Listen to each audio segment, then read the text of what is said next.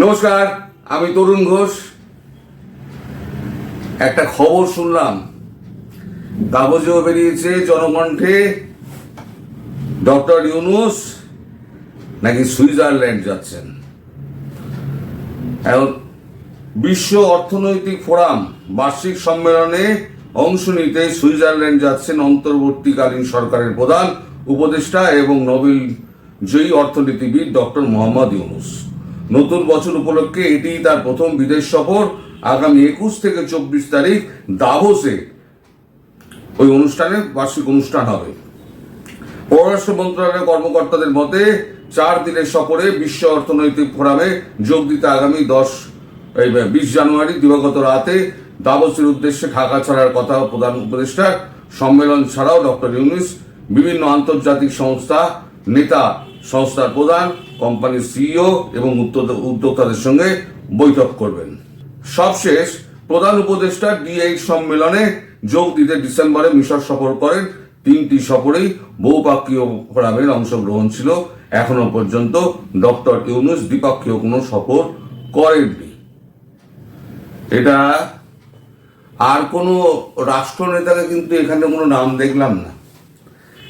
এই যে বার্ষিক সম্মেলন যেটা হবে, সেখানে কিন্তু আর কোনো বড় দেশের নেতা বিশ্ব অর্থনৈতিক ফোরামে, সেখানে কিন্তু কোনো বিশ্বের নেতার নাম দেখলাম না, শুধু ডক্টর ইউনূস যাচ্ছেন।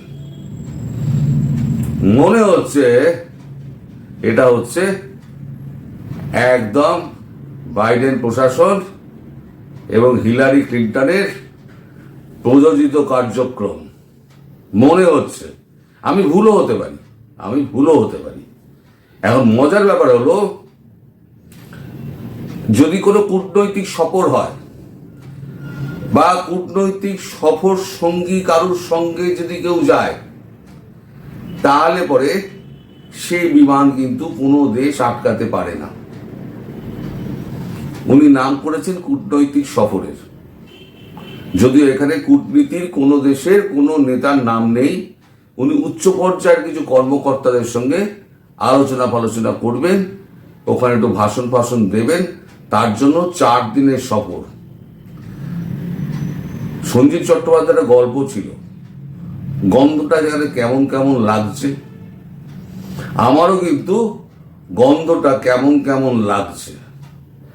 এটা আমার মনে হচ্ছে, যেটা আমি বললাম, একদম সুনিয়োজিত একটা প্রোগ্রাম করা হয়েছে ইউএস এর তরফ থেকে। কারণ হিলারি ক্লিন্টন, বিল ক্লিন্টন, ওবামাই তো চালায়, আর বাইডেন প্রশাসন। যদি ডক্টর ইউনূস যদি ধরা পড়েন, তাহলে যে কত কিছু বেরোবে, কত কেলোর কীর্তি বেরোবে। আর ওই যে হিলারি ক্লিন্টনের যে একটা সংস্থা রয়েছে না, যার চেয়ারম্যান হচ্ছে ডক্টর ইউনূস, আরো অনেক কোম্পানি আছে, সেখান থেকে কত লেনদেন হয়েছে, কি হয়েছে, তার 666 তো আছেই কর্মকূপ। তাছাড়াও এইগুলো যদি ধরা পড়ে, তাহলে তো আমেরিকার মুখ খুলবে। এখন যে করেই হোক ডক্টর ইউনূসকে বার করতেই হবে। আমার মনে হচ্ছে এরকম একটা সফর সাজানো গোছানো হয়েছে মনে হচ্ছে। আমি ভুলও হতে পারি। দেখুন, আমি যে সবসময় ঠিক হব তার কোনো মানে নেই। হয়তো উনি 4 দিন সফর শেষ করে আবার ফিরে এলেন, এসে কাজকর্ম করলেন। কারণ উনি তো, পরে বলছি, উনি যা কাজকর্ম হাতে নিয়েছেন সেটা একদম বিরাট একটা যজ্ঞ। এই কর্মযজ্ঞে উনি যদি সফল হতে পারেন, তাহলে পৃথিবীর ইতিহাসে তিনি একটা স্বাক্ষর রেখে যাবেন। উনি বলছেন যে আমরা একটা হাতে আলাদিনের চেরাগ পেয়েছি। এই আলাদিনের চিরাগকে কিন্তু নেভানো যাবে না, একে ধরে রাখতেই হবে। এই যেটা আমাদের হাতে সুযোগ এসছে, সেই সুযোগের সদ্ব্যবহার করতে হবে। একটা ছোট ভিডিও আছে আমার কাছে, একটু দেখুন ভিডিওটা। আমাদের হাতে আলাদিনের প্রদীপ দিয়ে দিয়েছে তারা, আমরা যা চাই এখন তাই করতে পারি। এই সুযোগ গ্রহণ করুন এবং সেটা প্রতিষ্ঠিত করুন। এটা যেন আমাদের হাতছাড়া হয়ে না যায়, এটা হাতছাড়া হতে দিয়েন না। কারণ একবার একবার যদি হাতছাড়া হয় এটা আর কোনোদিন ফিরে আসবে না।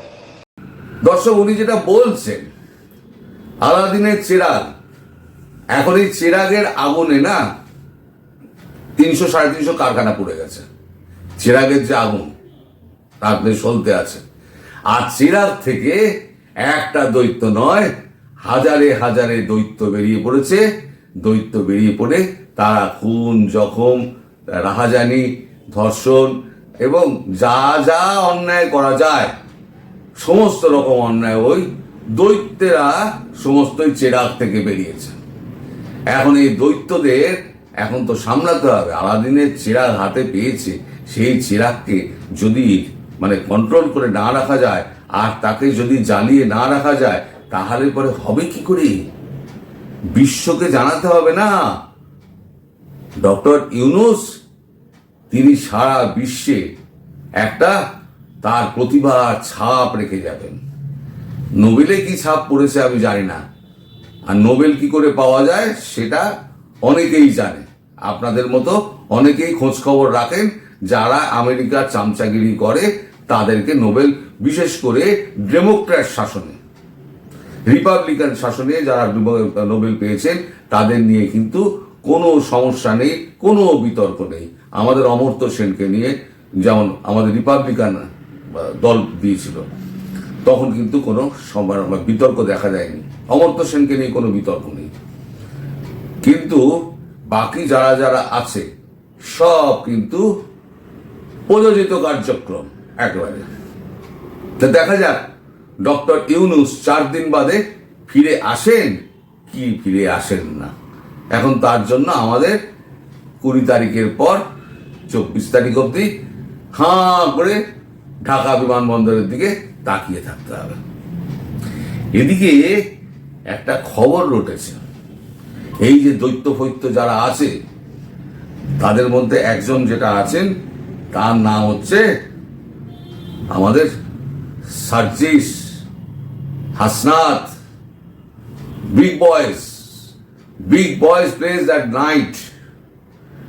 তো বিগ বয়েজদের ব্যাপারে একটা নাকি খবর বেরিয়েছে। খবর মানে কি, সোশ্যাল মিডিয়াতে। তো এইখানে ডেইলি ইত্তেফাক একটা খবর করেছে, সার্জিস আলম সহ 45 জনের পাসপোর্ট জব্দ করেছে সেনাবাহিনী, যা জানা গেল 3 ঘন্টা আগে। সার্জিস আলম সহ 45 জনের পাসপোর্ট জব্দ করেছে সেনাবাহিনী। তারা ইউরোপ যাওয়ার প্রস্তুতি নিচ্ছিলেন।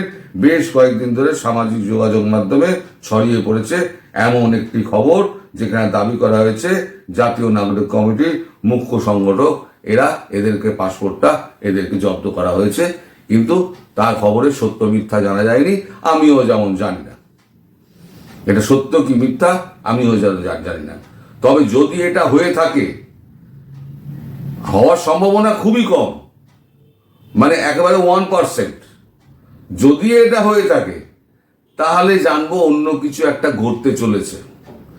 যদিও বললাম চান্স হচ্ছে 1%, 99% হচ্ছে ভুয়ো। বাংলাদেশে প্রচুর এরকম ভুয়ো খবর ঘুরে বেড়ায়, আর আমি যে সমস্ত তথ্য দিয়ে এই সমস্ত খবরগুলো করি, সেগুলো আমার খবরগুলো হচ্ছে গিয়ে ভুয়ো খবর। দেখবেন কমেন্টে 10-15টা, যদি 500টা কমেন্ট থাকে তার মধ্যে 10টা কমেন্ট থাকবে আর কতদিন ভুয়ো খবর চালাবেন। ডকুমেন্ট দিয়ে দিন। এই যে আমি ডকুমেন্ট দিয়ে করব, তাতেও দেখবেন কিছু লিখবে গুজববাজ। তা কি করা যাবে?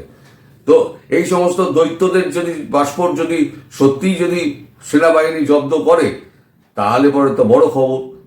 আর যদি জব্দ না করে, তাহলে বোঝা যাবে যে বাংলাদেশে যেমন গুজব ছড়ায়, তেমনি আবার একটা নতুন গুজবের সৃষ্টি হয়েছে, যেটা কদিনের মধ্যেই আবার নিভে যাবে। এর মধ্যে আবার সেন্ট মার্টিন দ্বীপে চিরাগের আগুন কিন্তু লেগে গেছে। এখন সেন্ট মার্টিন দ্বীপের আগুনের ছবি কিন্তু আমার কাছে রয়েছে, কিন্তু ইউটিউব অ্যালাউ করবে না, তাই ওই ছবি আমি দিতে পারবো না। কিন্তু ওই চিরাগের আগুন কিন্তু ওখানে লেগেছে। তার মানে সেন্ট মার্টিনে কাউকে থাকতে দেবে না। ওই জায়গাটা নিয়ে ওখানে কি যে কর্মকাণ্ড ভেতরে হয়েছে, কি যে ছকবাজি হয়েছে, কারণ এই যে যারা মাথাগুলো রয়েছে, যারা এতদিন মুখের সামনে এসে মাইকের সামনে এসে বড় বড় কথা বলতেন, 26 লাখ টাকার ব্যাপার বলতেন, ইন্ডিয়ান কাজ করছে, তাদের কিন্তু এখন আর দেখা যাচ্ছে না। হাসনাত বহুদিন বাদে আবার একটা হুঙ্কার ছেড়েছে, সাংবাদিকদের কলম ভেঙে দেওয়া হবে। সময় টিভির তো সাংবাদিকের 30 জন চাকরি খেয়েছেন, না 10 জনের, সঠিক সংখ্যাটা বলতে পারবো না, ভুলে গেছি। তাই এবার নাকি কলম ভেঙে দেবেন। আর কি কি করবেন ভাই, একটা মোটামুটি একটা তালিকা দিয়ে দিন, আপনারা এই করবেন, দৈত্যদের তালিকা, তাহলে মানুষ সাবধান হয়ে যাবে। সাধারণ মানুষ তারা পাগল হয়ে যাচ্ছে, আর আপনারা এখানে মোটা লেজওয়ালা যারা আছেন, ক্যাঙ্গারুর মতো লেজ, মোটা লেজওয়ালা, সেই লেজওয়ালা মোটা এই মুকুন্দ সমন্বয়ক আর উপদেষ্টা যারা আছে, সেই কটার যে কি হাল হবে আমি তো খুব ভালো করে বুঝতে পারছি। কারণ দিন কটা শুরুতেই দেখিয়ে দিয়েছি, আর কটা দিন বাকি, এইবারে তখন আসল খেলা শুরু হবে। সেই খেলার জন্য আমরা অপেক্ষা করছি, কিন্তু আরো অনেক প্রশ্ন তার ভ্যানিটি ব্যাগে কিন্তু রয়েছে। সেই প্রশ্ন এনে প্রশ্নমালা ডক্টর ইউনূস যদি থাকেন তার সামনে তো ফেলা হবে, আর ডক্টর ইউনূস যদি না থাকেন তাহলে বাকি যারা উপদেষ্টা আছে সেই উপদেষ্টাদের জবাবদিহি করতে হবে। উপদেষ্টা যদি বলেন যে না আমরা কিছু জানি না, ওই সমস্ত কিছু উনি জানতেন, ডক্টর ইউনূস জানতেন, তাহলে প্রশ্ন উঠবে, তাহলে আপনারা এখানে মাইনে নিচ্ছেন কি জন্য? আপনারা যদি কিছুই জানেন না তাহলে মাইনে নিচ্ছেন কি জন্য? তা পদ আঁকড়ে পড়ে আছেন কেন? তা সইগুলো কে করেছে? সুতরাং আপনারা সমান দোষের দোষী। সুতরাং কেউ পার পাবে না, তাই বলেছি না, কেউ পার পাবে না। তাই সবাই খুব ভয়ে আছে, আর ভয়টাকে কাটানোর জন্য মাঝে মাঝে এই হুঙ্কারগুলো দেওয়া হচ্ছে যে কলম ভেঙে দেবো। পছন্দ হচ্ছে না তোর কথাবার্তা, মানে বাংলা মিডিয়ার লেখনী পছন্দ হচ্ছে না, তাই কলম ভেঙে দেবো, এটা হচ্ছে ভয়ে। ভালো, ডরনা জরুরি হ্যায়।